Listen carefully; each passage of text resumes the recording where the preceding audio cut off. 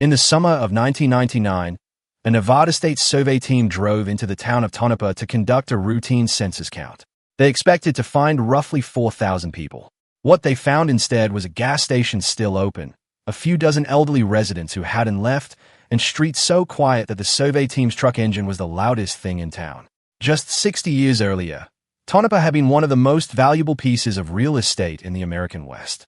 That gap between what the town was and what it became is one of the most instructive stories in the history of American resource economies. Because Tonopah didn't decline slowly. It didn't fade. It was built with extraordinary purpose. It flourished with stunning speed. And then the ground beneath it simply stopped giving. What happened there wasn't just a local tragedy. It was a pattern. And that pattern has repeated itself across the American landscape more times than most people realize. The silver arrived first in 1900, discovered almost by accident by a man named Jim Butler who let his mule wander off one night into the scrubland of central Nevada. The next morning, he found the animal standing near an outcropping of rock. When Butler picked up a loose piece to throw at the mule, he noticed how unusually heavy it was. He had a geologist friend examine it. The results came back within weeks. The rock was loaded with silver and gold. Butler staked his claims immediately. Within months, the word had spread through Nevada and into California and beyond. Within a year, men were arriving by the hundreds. Within 3 years, Tonopah had a population of more than 2,000, a red light district, 17 saloons, multiple competing newspapers, and some of the most productive silver mines in the history of the American West. The timing was not accidental. This was 1900, 1901, 1902. The Great Comstock Lode of Virginia City had already played out. The California gold rush was a half-century gone. Miners and speculators and merchants had been waiting for the next great discovery, and here it was, rising out of the alkaline desert floor of central Nevada. Within a decade, Tonopah had banks. It had a railroad. It had a hospital. It had an opera house. State politicians made pilgrimages to the town because the silver flowing out of those mines was helping to fund the entire state of Nevada. The mines were the economy. The mines were the government. The mines were everything. What almost no one thought to ask, at least not in those early years, was what would happen when the mines ran out. For a long time, that question seemed almost academic. The silver kept coming. New veins were discovered. New extraction techniques were developed. The mines went deeper. The ore grades fluctuated, but production continued, and Tonopah continued to grow. By the 1910s, the town had a population exceeding 10,000. It was a legitimate city, not a camp. People had been born there. People had grown old there. People were making the decision, consciously, with the full weight of adult judgment, to build their futures there. That decision made sense in 1915. It made sense in 1920. It even made sense, with some strain, in the early 1930s, when the Great Depression collapsed silver prices and the mines cut back operations but did not close. What changed everything was the particular nature of hard rock mining itself. Silver, unlike agriculture, unlike manufacturing, unlike almost any other economic foundation a town can be built upon, has a finite endpoint. The ore is where it is. You can find more of it, or you can extract it more efficiently, but you cannot grow more of it. You cannot replenish it. Once it's gone, it's gone. And in the 1940s, the ore grades in Tonopah's deepest mines began doing what geologists had long predicted they would eventually do. They dropped. Not catastrophically, not immediately, but unmistakably. The veins were thinning. The processing costs were rising. The mines that had once pulled extraordinary volumes of high-grade ore were now working harder for less. The economics were turning. The town didn't know this yet. Or rather, the people who knew it, the mine owners, the company geologists, the executives who reviewed quarterly production reports, kept that knowledge largely to themselves. This wasn't conspiracy. It was closer to institutional optimism, a collective unwillingness to look directly at a fact too uncomfortable to confront. Meanwhile, Tonopah's residents continued opening businesses and having children and buying lots on the edge of town and doing all the things that people do when they believe their community has a future. The first mine closure came in 1947. It was framed as temporary. Equipment maintenance. Market conditions. Nothing permanent. The second closure came in 1950. By then, the framing had shifted slightly. The company's public statements spoke of consolidation and operational adjustments. Words chosen with care. The men who had worked those mines, some of them third-generation Nevadans, some of them immigrants who had built lives around the assumption of continued employment, began to leave. Not all at once, but steadily, in the particular way that economic contraction bleeds a community. The young leave first, then the businesses that served them, then the professionals, then the elderly who finally have no reason left to stay. By 1955, the railroad that had once been Tonapua's commercial artery reduced its service. By 1960, it ceased passenger service entirely. The school enrollment, which had peaked in the late 1940s, dropped by half. The town was losing the thread of itself. This is the part of the story that statistics cannot fully capture, because the decline of Tonopah wasn't just economic. It was architectural, physical, existential. Buildings that had been built with the expectation of indefinite use were simply abandoned, their doors left unlocked because there was no longer anything inside worth taking. Homes that families had owned for 2 and 3 generations sat empty because the inheritors had moved to Reno or Las Vegas or California and saw no reason to return. Photographs from the 1960s show Main Street in Tonopah with that particular quality of light that haunts abandoned American spaces, bright desert sun falling on storefronts whose interiors have gone dark, on sidewalks that are technically intact but functionally purposeless. But the deepest story wasn't about the buildings. It was about the decision-making that had brought Tonopah to this point, and the decisions, made decades earlier, that had made a different outcome all but impossible.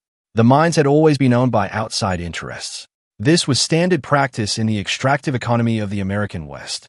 Eastern Capital, San Francisco Capital, London Capital, the major financial players who funded the development of Western mines almost never lived in the communities those mines created.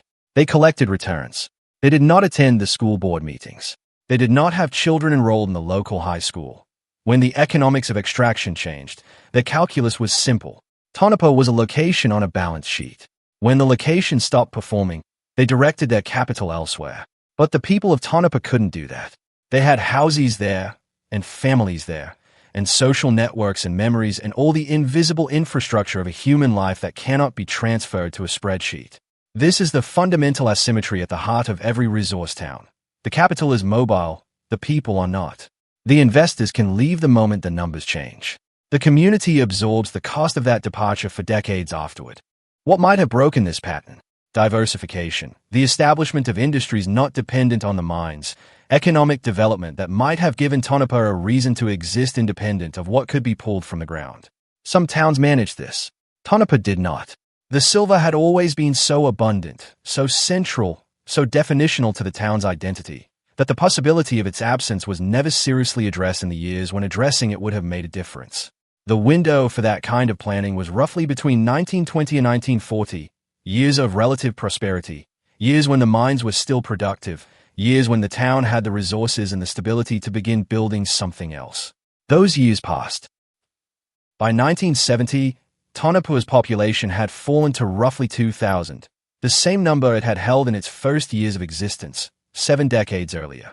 Everything that had been built in between, the schools, the hospital, the civic institutions, the commercial district, the sense of a community with momentum and direction, had essentially collapsed back to a baseline. The town was not dead. It needs to be said clearly that Tonopah survived, that people continued to live there, that a community of some kind persisted. The highway running through town kept certain businesses viable. A small amount of tourism around the region's mining history generated modest income. The county seat status brought a few dozen government jobs, but something irreplaceable was gone.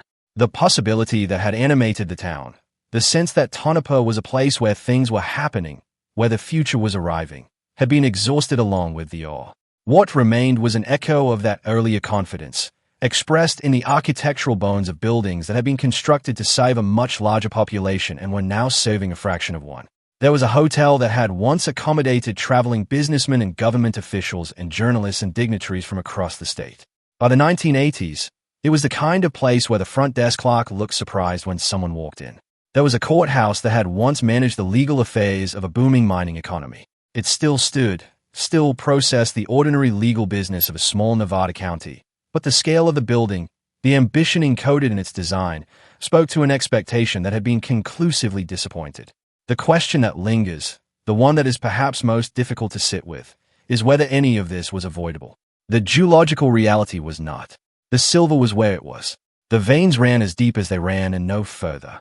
No amount of political will or economic planning could have changed the fundamental fact that Tonopah was built on top of a finite resource and that resource would eventually be exhausted.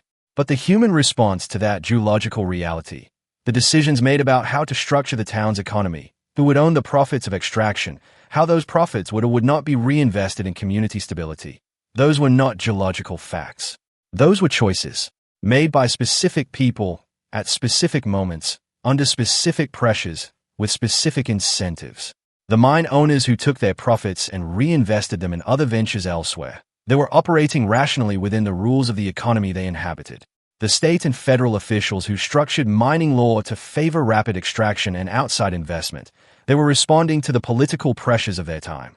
The residents who built their lives on the assumption that the good years would continue, they were doing what humans have always done, which is to project the present forward into the future. None of these were villainous decisions. That's the uncomfortable truth at the center of this story.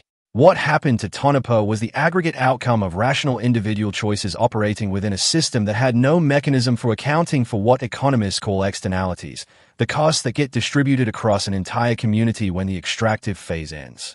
Tonopah today exists in an unusual state of historical suspension. The physical remnants of its boom years are still there. The old buildings, the abandoned mine shafts visible on the hillsides above town, the cemetery with its rows of headstones marking people who came west for silver and stayed forever. The Mizpah Hotel, that grand relic of early 20th century ambition, was eventually restored and reopened, becoming something of a destination for travelers interested in the American West's complicated relationship with its own past. The population has stabilized, somewhere between 2,000 and 3,000 people depending on the year. There is a small mining operation that occasionally reopens when silver prices rise high enough to make extraction economically viable again, and closes when they fall. That cycle, open, close, says something important about the nature of Tonopah's relationship with its own history. The town hasn't fully escaped the logic that created it. The ground still holds silver. Not the quantities it once held, but enough that the old calculations reassert themselves when market conditions change. Enough that the town still orients itself, at least partially, toward an industry that has already demonstrated its fundamental limitations. Whether that represents resilience or something closer to a form of institutional memory that can't quite update itself is a question that probably doesn't have a clean answer. There is a moment, described by people who have spent time in Tonopah, when the light changes in the late afternoon and the old part of town looks, for just a second, something like what it must have looked like a century ago. The buildings are still standing. The streets still run in the same directions. The mountains that Jim Butler's mule wandered toward in 1900 are exactly where they have always been. In that light, for that second, you can almost hear the noise of it, the machinery, the commerce, the particular sound of a place that believes itself to be at the center of something important. And then the light shifts, and you see it as it is. That gap, between what a place was and what it became, is not unique to Tonopah. There are hundreds of towns across the American West holding that same space between memory and present-day reality. Towns built on copper, on gold, on oil, on coal. Towns that were, for a generation or two, indisputably alive in the fullest economic and social sense, and then were not. What they share, almost without exception, is the absence of a moment when the people who could have changed the outcome chose to do so. When the money was there and the time was there and the possibility was there, something, inertia, optimism, the simple human difficulty of imagining a future different from the present, intervened. Jim Butler found his silver because he couldn't find his mule. He got lucky, in the way that resource discoveries require luck. The town that grew from that discovery deserved better luck than it got, not in what the ground contained, but in how the systems around it were designed, and who those systems were ultimately designed to serve. That part wasn't geological. That part was a choice. And in towns across the American West, that same choice, or the failure to make a different one, is still being made today, in real time, on ground that has not yet told anyone how deep its veins run or how many years remain before the survey team arrives and finds the streets quiet.